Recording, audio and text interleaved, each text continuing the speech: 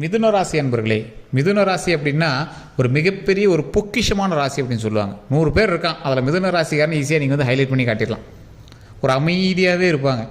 இவன் ரொம்ப சைலண்ட் கில்லர்ரா, இவன் பார்க்குறதாண்டா அமைதியாக இருப்பான், மிகப்பெரிய ஒரு கொடூரமானவன்டா அப்படின்லாம் சொல்லக்கூடிய ராசிகளில் இந்த ராசி ஒரு முதன்மையான ராசி அப்படின்னே சொல்லலாம். ராசிகள்லையே மற்றவர்களுக்கு செய்து அதன் மூலமாக மகிழ்ச்சி பெறக்கூடிய ராசி இந்த மிதுன ராசி.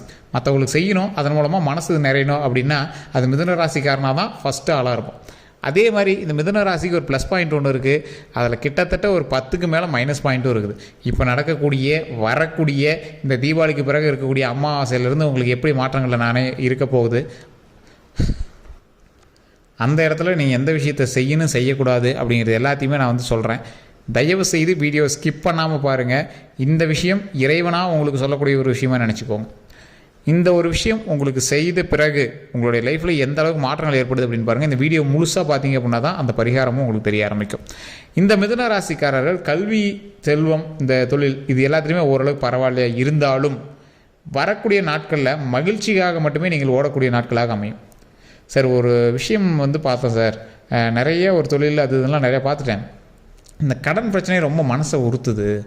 அதே மாதிரி இந்த தொழில் செய்கிறோம் அது நிறைய மாட்டிக்கிட்டேன், அதில் ஏதாவது ஒன்று பண்ணி வெளியே வரணும்.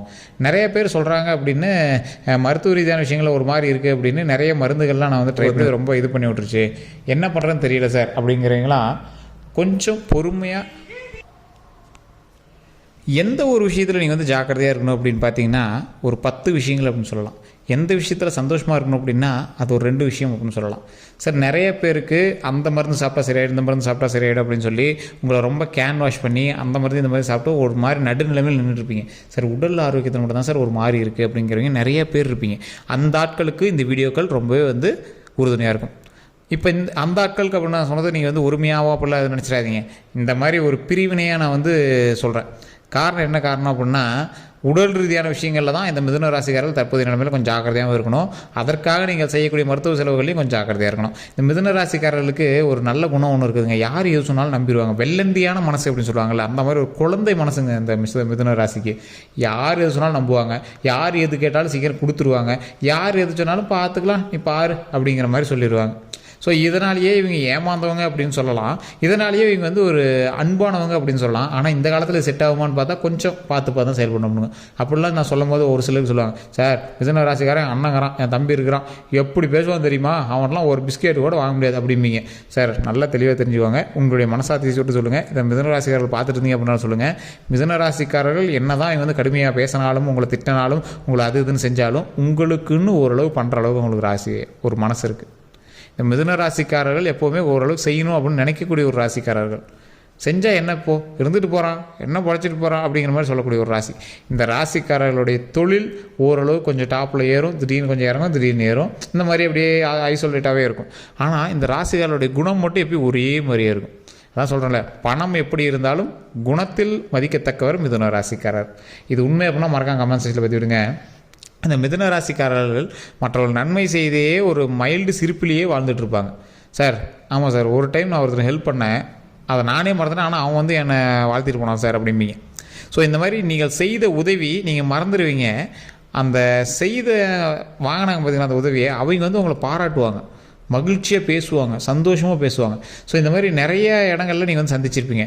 உங்களை யாருனே தெரியாதவங்களாம் வந்து உங்கள்கிட்ட பேசக்கூடியவர்களாக ஒவ்வொரு நாட்களும் அமையுமா அப்படின்னு கேட்டிங்கன்னா வரக்கூடிய நாட்களில் சின்ன சின்ன துரோகங்கள் உங்களை சந்திக்கிறதுக்கான காலகட்டங்கள் இருக்குது. அப்போ அந்த டைமில் நீங்கள் என்ன பண்ணணும், கொஞ்சம் ஜாக்கிரதையாக பொறுமையாக ஹேண்டில் பண்ணணும். எல்லா இடத்துலையும் நல்லவனாக இருக்கிறது ஓகே, ஆனால் இனி வரக்கூடிய காலகட்டங்களில் கொஞ்சம் நல்லவனாக இருக்கிறதுக்கு ட்ரை பண்ணுங்கள், கொஞ்சம் உஷாராக இருக்கிறதுக்கு ட்ரை பண்ணிக்கோங்க.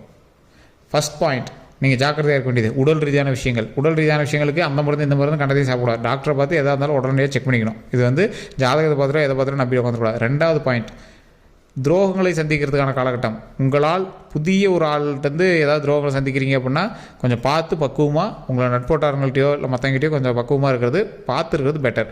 அதுக்கு அடுத்தது, புதியதாக வரக்கூடிய ஒரு நபரால், புதுசாக ஒரு ஆள் வருவான், புதியதாக வரக்கூடிய ஒரு நபரால் மாட்டிக்கொள்ளக்கூடிய ஒரு காலகட்டம். இதை பண்ணுங்கள் சார், பயங்கரமாக லாபம் எடுக்கலாம் sir. Rice pulling sir, emu கோழி சார், இந்த சதுரங்க வேட்டையில் வராங்களா அந்த மாதிரி பல விஷயங்களை உங்களை சொல்லி உங்களை வந்து மயக்குவாங்க. அதனால் நீங்கள் வந்து மாட்டிட்டு முழிப்பீங்க. ஸோ இந்த மாதிரி விஷயங்களால் நீங்கள் மாட்டிட்டு முழிக்கும் போது தேவையில்லாத சண்டை சச்சரவுகள் உங்களுக்கு வந்து சேர்றதுக்கான வாய்ப்புகள் அதிகம். ஸோ அந்த இடத்துல நீங்கள் கொஞ்சம் கவனமாக இருந்தே ஆகணும். ஸோ இந்த ராசிக்காரர்கள் எந்த விஷயத்தில் தெளிவாக இருக்கணும்? புதிய நபர்கள்ட்ட எச்சரிக்கையாக இருக்கணும்.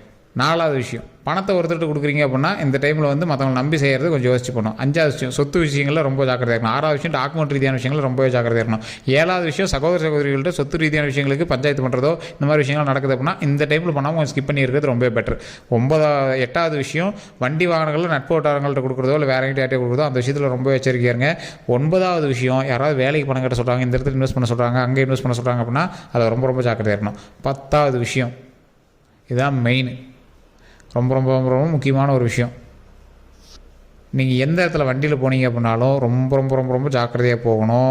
அதே மாதிரி அரசாங்க ரூலை பின்பற்றி செயல்பட வேண்டிய ஒரு காலகட்டம். வண்டியில் போனீங்கனாலும் சரி, 2 வீலர் கார் எதில் போனீங்கனாலும் சரி, அரசாங்க விதியை பின்பற்றி பொறுமையை கையாண்டு ஓட்டுங்க.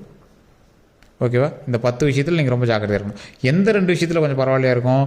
செய்யக்கூடிய தொழிலும் செய்கின்ற தொழிலும் ஓரளவுக்கு பரவாயில்லையாக இருக்கும். பாயிண்ட் 1. ஓகேவா? பெரிய லாபம் கிடைச்சா அப்படின்னா கரெக்டான மைல்டான லாபம், சரியான ஒரு விஷயத்தால் நடந்துட்டுருக்கும். பாயிண்ட் 2, எந்த விஷயம் இன்னொன்று பரவாயில்லையாக இருக்கும்? திருமணம் ஆகாதவர்களுக்கு திருமண தடை நீங்கி திருமணம் நடப்பதற்கு நல்ல ஒரு நேரம். குழந்தை பேர் இல்லாதவர்கள் குழந்தை பேர் கிடைப்பதற்கு ஒரு நல்ல நேரம் இப்படின்னு சொல்லலாம். ஸோ இந்த விஷயங்கள் எல்லாமே உங்களுக்கு பரவாயில்லையாக இருக்கும். முன்னாடி நான் சொன்ன விஷயங்கள் கொஞ்சம் ரிஸ்க்கு, அதை கொஞ்சம் பார்த்து பக்குவமாக இருந்துக்கணும். அதே மாதிரி இந்த ராசிக்காரர்களாக எந்தெந்த விஷயத்தில் திரும்ப இன்னும் கொஞ்சம் சரிப்பட்டு இருக்கணும்? திருமணம் நடந்தவங்க குழந்தைக்காக போராடிட்டு இருக்கீங்க அப்படின்னா கட்டாயம் மேல்மலையனூர் கோயிலுக்கு போய் பார்த்துருவாங்க. மேல்மலையனூர் கோயிலுக்கு போகும்போது திருவண்ணாமலை வழிபட்டு போயிட்டு வாங்க. இந்த 2 கோயிலுக்கு போயிட்டு பழனி, இந்த 3 இடங்களுக்கு போனீங்க அப்படின்னா அருமையான மாற்றம் உங்களுக்கு கிடைக்கும். சார் இது எல்லாமே பார்க்குறோம், ஒன்றும் ப்ராப்ளம் இல்லை, இதுக்கெல்லாம் முன்னாடி என்ன பண்ணோம்? எப்பவும் போல தான் குலதெய்வ வழிபாடு. உங்களுக்கு குலதெய்வ வழிபாடு போட்டு நீ இப்போ எந்த கோயிலில் போனீங்க அப்படின்னாலும் முதற் கடவுள் விநாயகரை வணங்குவீங்க. இப்போ நான் சொன்னதெல்லாம் 4 பேர் வந்துருக்கு, குடும்பஸ்தர்களாக நீங்கள் கும்பிட்டுருப்பீங்க. திருவண்ணாமலை சிவபெருமான் கும்பிட்டுருவீங்க, மேல்மலையனூரில் அங்காள பரமேஸ்வரி கும்பிட்டுருவீங்க, பழனியில் முருகரை கும்பிட்டுருப்பீங்க. இதுக்கு எல்லா கோயிலுக்கு முன்னாடி மூலவரான முதற் கணபதி விநாயகரை வணங்கியிருப்பீங்க. அதே மாதிரி இந்த 4 பேரையும் வணங்கிய பிறகு, இந்த 4 பேரையும் வணங்கியதற்கு முன்பாக உங்களுடைய குலதெய்வத்தை வணங்கியிருப்பீங்க. உங்கள் குலதெய்வத்தை வணங்குறீங்க, இந்த தெய்வங்கள் எல்லாத்தையும் வணங்குறீங்க. இந்த தெய்வங்கள் எல்லாம் வணங்குறதுனால என்ன ஒரு ப்ளஸ் பாயிண்ட் கிடைக்கிது? ஆட்டோமேட்டிக்காக உங்களுக்கு வந்து நன்மை நடக்கிறதுக்கான காலகட்டம்.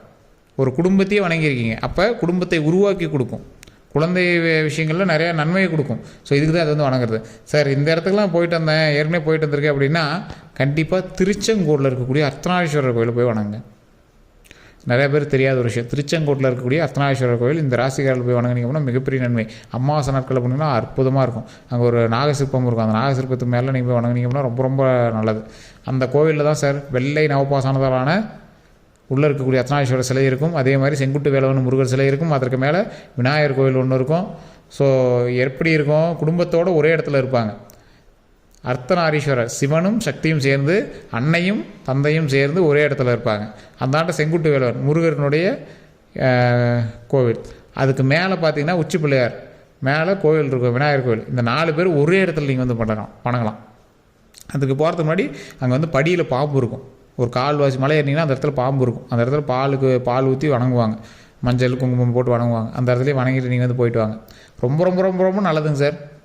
வாழ்க்கையில் நீங்கள் வந்து பல தடைகளை அனுபவிச்சிருக்கீங்க அப்படின்னா அந்த தடைகள்லேருந்து நிவர்த்தி பெறுவதற்கு இந்த கோயில் உங்களுக்கு மிகப்பெரிய ஒரு வரப்பிரசாதம்னு சொல்லலாம். ஃப்ரீ டைமில் ஒரு டைம் வணங்கிட்டு வாங்க. திருமணம் ஆனவர்கள் எல்லாமே அங்கே போய் மாலை மாற்றுவாங்க. அது ஒரு சிறந்த ஸ்தலம். இது வரைக்கும் எங்கேயுமே வெள்ளை நவபாசன கோவில்களாக எங்கேயுமே நீங்கள் பார்த்துருக்க முடியாது. வெள்ளை நவபாசனத்தால் செய்யப்பட்டது அந்த கோவில். அந்த கோவிலில் செங்குட்டு வேலவனும் அதே மாதிரி 2 சாமிக்குமே வந்து ஃபேஸ் தெரியாது. ஃபேஸ் வந்து கொஞ்சம் அப்படியே தடவன மாதிரி இருக்கும். உள்ளே போனீங்கன்னா காலை அந்த பாதத்தை தூக்கி, அந்த துணியை தூக்கி அந்த பாதத்தை காட்டுவாங்க, கொலுசை காட்டுவாங்க. அதை பற்றி அந்த ஐயர்கள் சொல்லுவாங்க. அங்கே இருக்கக்கூடிய மூலவர்கிட்ட இருந்து பேசுவாங்க. அதெல்லாம் பார்த்துட்டு வாங்க, மிகப்பெரிய சந்தோஷம் கிடைக்கும், மிகப்பெரிய சந்தோஷம். திருச்செங்கோடு அர்த்தநாரீஸ்வரரும் செங்குட்டு வேலவனையும் வணங்கினீங்கன்னா மிகப்பெரிய சந்தோஷமாக இருக்கும். அங்கே இருக்கக்கூடிய முருகருக்கும் ஃபேஸ் வந்து சாஃப்டாக இருக்கிற மாதிரி வச்சுருப்பாங்க. கண்ணு மூக்கெலாம் அதில் வந்து தெரியாது, சாஃப்டாக இருக்கிற மாதிரி இருக்கும். அங்கே வணங்கும் போது அவ்வளோ ஒரு பவர் கிடைக்கும். எல்லா இடத்துலையும் இருக்கிற மாதிரி முருகர் அங்கே தெரிய மாட்டார். செங்குட்டு வேலவனாக காட்சி தருவார். வெள்ளை நவபாசனம் செய்யப்பட்ட செங்குட்டு வேலவனாக காட்சி தருவார் திருச்செங்கோட்டில் முருகர். இந்த மாதிரி பல அவதாரங்களில் இருக்கக்கூடிய ஒவ்வொரு தெய்வங்களும் அங்கே தான் இருக்குதுங்க. அந்த தெய்வங்களுக்கு எல்லாமே மிகப்பெரிய நன்மை தரக்கூடிய ஒரு அருளாக அங்கே சுற்றி, அந்த மலையை சுற்றியே வந்து பார்த்திங்கன்னா மிகப்பெரிய பவராக இருக்கும். ஒரு டைமாக வணங்கி வந்து பாருங்கள், மிகப்பெரிய நன்மை கிடைக்கும். திருமணம் நடக்கும், குழந்தை பேர் கிடைக்கிறதுக்கு ஒரு அருமையான ஸ்தலம். ஸோ கண்டிப்பாக அதை ட்ரை பண்ணி பாருங்கள். வேறு எந்த ஒரு சந்தேகமாக இருந்தாலும் மறக்காமல் கீழே ஒரு டிஸ்கிரிப்ஷனில் ஒரு ஃபோன் நம்பர் கொடுத்துருவேன், அந்த ஃபோன் நம்பருக்கு ஃபோன் பண்ணி பேசலாம். அதே மாதிரி ஃபேஸ்புக்கில் பார்த்திங்க அப்படின்னா ஸ்க்ரீனில் நம்பர் ஓடிட்டுருக்கோம். வேறு எந்த கருத்துக்களாக இருந்தாலும் மறக்காம கமெண்ட் செக்ஷனில் பதிவிடுங்க. கமெண்ட் செக்ஷனில் பதிவிடுறது நிறைய பேர் கேட்குறீங்க, அதனால் அதிகமாக கமெண்ட்டில் படிக்க முடியல. ஏன்னா லட்சக்கணக்கில் வியூஸ் போகுது, அதில் நிறையா பேர் டைப் பண்ணுறீங்க, படிக்க முடியல. கீழே ஃபோன் நம்பர் கொடுத்துருக்கோம்.